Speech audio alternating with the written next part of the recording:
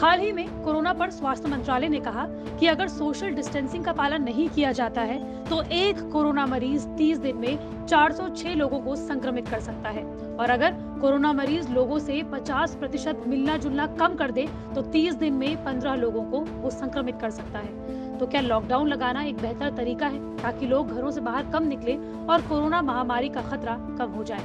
इस पर अलग अलग वैज्ञानिकों और विशेषज्ञों की अलग राय है। वो आपको लॉकडाउन पर क्या बताते हैं, इसे जानने से पहले आपको कुछ आंकड़े जान लेने चाहिए। अगर आप देखें कि बहुत सारे विश्वविद्यालयों में इस पर रिसर्च हुई है, उन्होंने पाया है कि अगर फिजिकल डिस्टेंसिंग से हम किस तरह से फायदा उठा सकते हैं, तो उन्होंने देखा है कि एक आदमी अगर कोई भी फिजिकल डिस्टेंसिंग मेजर्स को फॉलो ना करे तो 30 दिन के अंदर वह 406 लोगों को इन्फेक्ट कर सकता है।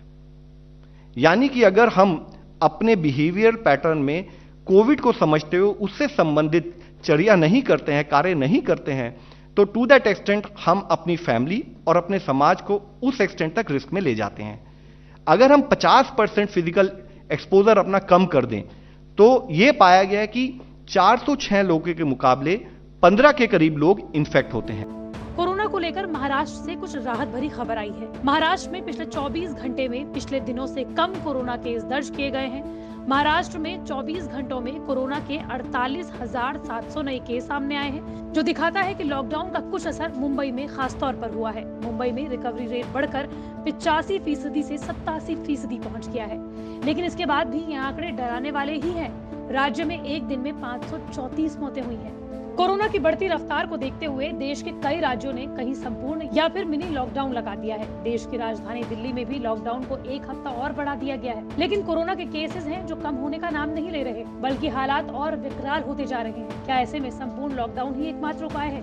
एक्सपर्ट्स की लॉकडाउन पर क्या राय है, आइए जान लेते हैं। PHFI बेंगलुरु के प्रोफेसर गिरिधर बाबू का कहना है कि नेशनल लॉकडाउन कोई रास्ता नहीं है।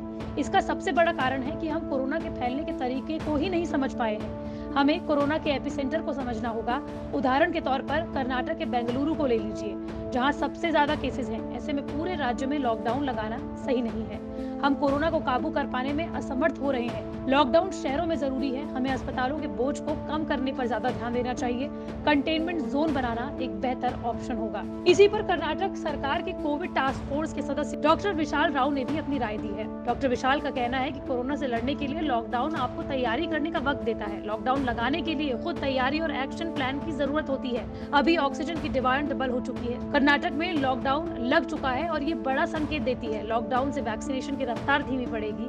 ऐसे में तुरंत रणनीति बदलने की जरूरत है। दिल्ली के वायरोलॉजिस्ट डॉक्टर शाहिद जमील भी ये मानते हैं कि लॉकडाउन कोरोना के बचाव में हल नहीं है। अपनी राय रखते हुए नई दिल्ली के डॉक्टर शाहिद जमील का मानना है कि नेशनल लॉकडाउन लगाने से कोई हल नहीं निकलेगा। जहां कोरोना का कहर ज्यादा है वहां पर पाबंदी की जरूरत है। हमने देखा है कि नेशनल लॉकडाउन से पिछली बार क्या हाल हुआ। ऐसे में लोगों की रोजी रोटी का भी ध्यान रखना जरूरी है। लॉकडाउन का सीधा असर दिहाड़ी की कमाई करने वाले लोगों पर पड़ता है। डॉक्टर शाहिद ने कहा कि पिछले कुछ दिनों में वैक्सीनेशन की रफ्तार में कमी आई है। नया स्ट्रेन तेजी से फैल रहा है। ये वक्त हेल्थ केयर सिस्टम पर बड़ा दबाव बना रहा है। मुंबई में केयर रेटिंग्स के चीफ इकोनॉमिस्ट मदन सबनवीस कहते हैं कि पिछली बार नेशनल लॉकडाउन लगा था तब काफी कम केसेस थे। लॉकडाउन लगाने का भी एक तरीका है, लेकिन सरकार के पास लोगों को राहत देने का दूसरा उपाय नहीं है।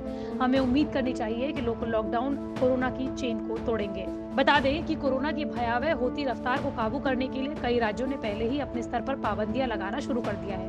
दिल्ली, महाराष्ट्र, कर्नाटक, राजस्थान जैसे राज्यों में 15-15 दिनों का लॉकडाउन लगा दिया गया है, जबकि उत्तर प्रदेश और MP में वीकेंड लॉकडाउन और नाइट कर्फ्यू लगा दिया गया है। ऐसे में आने वाले दिनों में नेशनल लॉकडाउन की भी अटकलें तेज हो गई हैं। बता दें कि कोरोना के इस संकट के दौर में सरकार की नाकामी भी साफ दिखाई दे रही है। अब ये पूरी तरीके से सरकार पर है कि वो किस तरीके से कोरोना महामारी से लोगों को बचाती है।